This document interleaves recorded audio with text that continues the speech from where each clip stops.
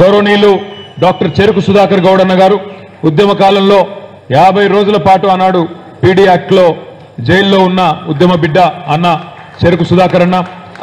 చాలా మంది పెద్దలు ఉన్నారు వేదిక మీద. నేను ఎవరెవరి పేరైతే చెప్పలేదో వారందరూ మనసులోనే తిట్టుకోండి, బయట తిట్టొద్దు. ఏమన్నారు? చెక్కిల మనీల్ గారి పేరు చెప్పిన, ఇంకా వేదిక పైన ఉన్న పెద్దలందరికీ, ఇంకా చాలా మంది పెద్దలు ఉన్నారు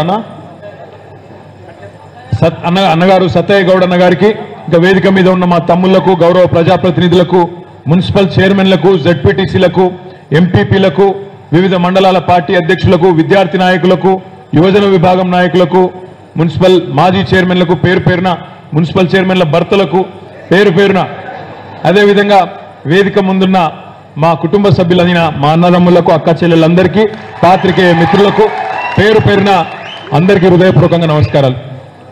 మన ప్రభుత్వం డిసెంబర్ 3 నాడు మనం దిగిపోయిన విషయం మీకు తెలుసు. నిన్న కేసీఆర్ గారు బహుశా రెండవసారి నల్లగొండలో జరిగిన బహిరంగ సభ తర్వాత సూర్యాపేట జిల్లాకి నిన్న తుంగతుర్తికి, అదేవిధంగా సూర్యాపేటకి వచ్చినారు. హాలియా కూడా రావాల్సి ఉండే, కానీ దురదృష్టవశాత్తు రాలేకపోయినారు.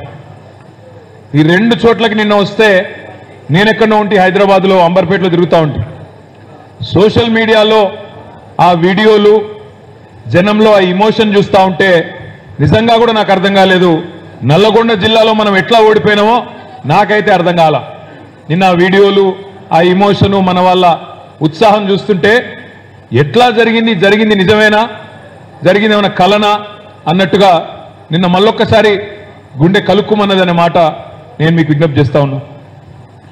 ఈ 110 రోజుల్లో ఎంతో మంది, ఒకరిద్దరు కాదు, వేల మందితో కూర్చున్నాము, మాట్లాడుకున్నాము. నాయకులందరం కూడా కలిసినప్పుడల్లా విశ్లేషించుకున్నాం, ఆలోచించుకున్నాం ఏం జరిగింది. కొన్ని సందర్భాల్లో మన కళ్ళతో చూసింది మనమే, మళ్ళీ తర్వాత ఫలితం చూస్తే అర్థం కాలేదు. నల్గొండలో భూపాల్ రెడ్డి గారు ఎన్నికలకు ముందు సభ పెట్టినారు. ఎన్జీ కాలేజ్ గ్రౌండ్లో పెడితే దాదాపు 40-50 వేల మందితో అద్భుతమైన ఉత్సాహం ఉప్పొంగే వాతావరణంలో బ్రహ్మాండమైన సభ జరిగింది. సభ జరిగిన తర్వాత నేను భూపాల్ రెడ్డి గారు అన్నాను, మీరు తప్పకుండా గెలుస్తారు, అంత మంచి ఉత్సాహం ఉంది, నల్లగొండలో అభివృద్ధి కూడా అద్భుతంగా చేసినాం మనము, ఎన్నడూ గతంలో మంత్రులుగా పనిచేసిన వాళ్ళు కూడా చేయని పని మీ నాయకత్వంలో జరిగింది, నల్లగొండ రూపురేఖలు మారింది భూపాల్ రెడ్డి గారు మీ వల్ల అని వారికి నేను చెప్పిన. భాస్కర్ రావు గారు పిలిచినారు మిర్యాలగూడకి. అక్కడ నిజంగా కూడా నాకు ఇంకా బాగా గుర్తుంది. నేను మిర్యాలగూడ వచ్చి కోదాడ దాకా పోయినా. మిర్యాలగూడలో దాదాపు ఒక 3.5-4 కిలోమీటర్ల ర్యాలీ. నేను చెప్పేది మన రోడ్ షోకో మన సభకో వచ్చిన మన కార్యకర్తల గురించి కాదు.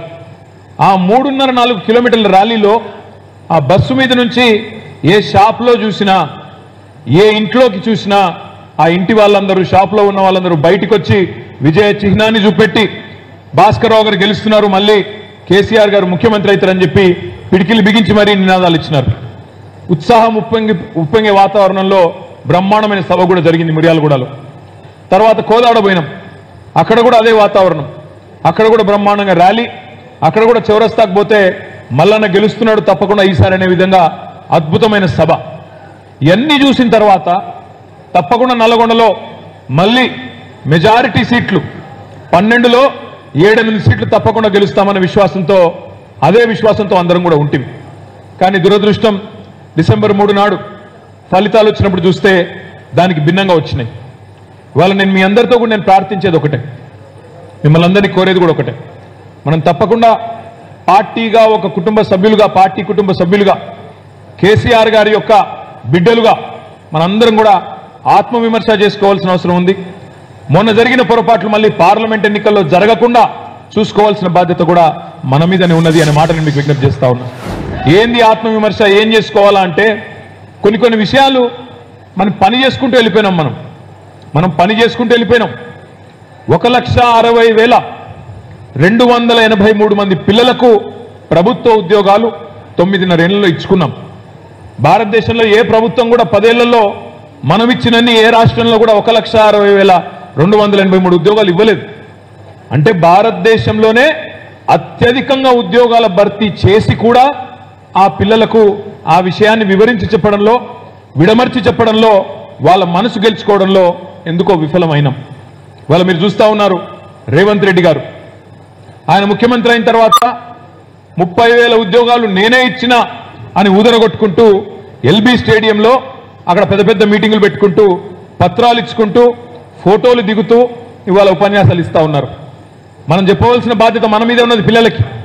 ఇప్పుడు పెళ్లి చేసుకొని సంసారం చేస్తే కదా పిల్లలు పుట్టేది కాదా? మరి రేవంత్ రెడ్డి గారి ప్రభుత్వం వచ్చినాక ఒక్క నోటిఫికేషన్ ఇవ్వలేదు, ఒక్క పరీక్ష పెట్టలేదు. కానీ 30,000 ఉద్యోగాలు ఇచ్చిన అబద్ధాలు చెప్తుంటే ఆ అబద్ధాల విషయాన్ని ప్రజలకు ముఖ్యంగా యువతకి చెప్పవలసిన బాధ్యత మన మీద ఉన్నదా లేదా ఒక్కసారి దయచేసి మీరు ఆలోచించాలని చెప్పి నేను కోరుతా ఉన్నా. ఈ తప్పు మనం చేసినాం. మనం ఉద్యోగాలు ఇచ్చి కూడా చెప్పుకోలేకపోయినాం, ఉద్యోగాలు ఇచ్చి కూడా పిల్లలకు చెప్పుకోలేకపోయినాం. నేను ఎన్నికల తర్వాత ఒక ప్రత్యేక బృందాన్ని మా తమ్ముడు ఖానాపూర్లో పోటీ చేసి 4,000 ఓట్ల తేడాతో ఓడిపోయిన మా తమ్ముడు నా క్లాస్మేటు జాన్సన్ నాయక్ అని ఉంటాడు, బుకియా జాన్సన్ నాయక్ అని. ఆ తమ్ముడు నేను అడిగిన, తమ్ముడు ఏం జరిగింది అసలు, ఎందుకు తాండాలలో మనకు ఓట్లు పడలేదు, ఎందుకు గిరిజన బిడ్డలు మనం రిజర్వేషన్ 6% నుంచి 10% పెంచుకున్నాం, తాండాలు పంచాయతీలు చేసుకున్నాం, పోడు భూముల పట్టాలు ఇచ్చుకున్నాం, ఇంటింటికి తాగునీరు ఇచ్చినాము, 3 ఫేజ్ కరెంట్ ఇచ్చినాము, సేవాలాల్ జయంతిని అధికారికంగా జరుపుకున్నాము, అయినా మనకు తాండాలలో ఓట్లు పడలేదు, ఎందుకు పడలేదు తమ్ముడు